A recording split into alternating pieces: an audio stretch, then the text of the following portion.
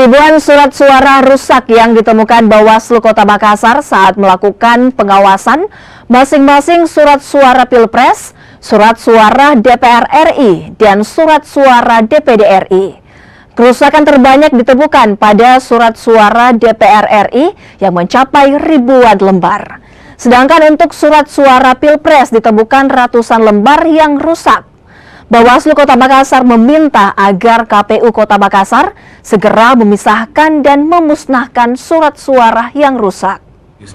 Kami kemarin sudah mengirimkan himbauan kepada KPU Kota Makassar terkait dengan kondisi surat suara yang rusak. Nah, ada ribuan yang kemudian kami temukan karena ada 3 yang kemudian masuk sampai dengan tanggal 12 Januari. Itu ada 3 surat suara yang masuk.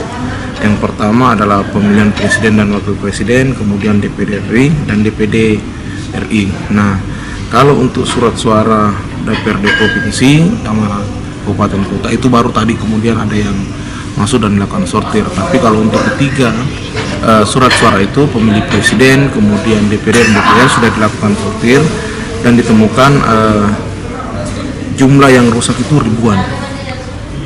Ribuan ini apakah bercampur tiga-tiganya atau? Iya, jadi yang paling banyak rusak itu adalah surat suara untuk DPR RI.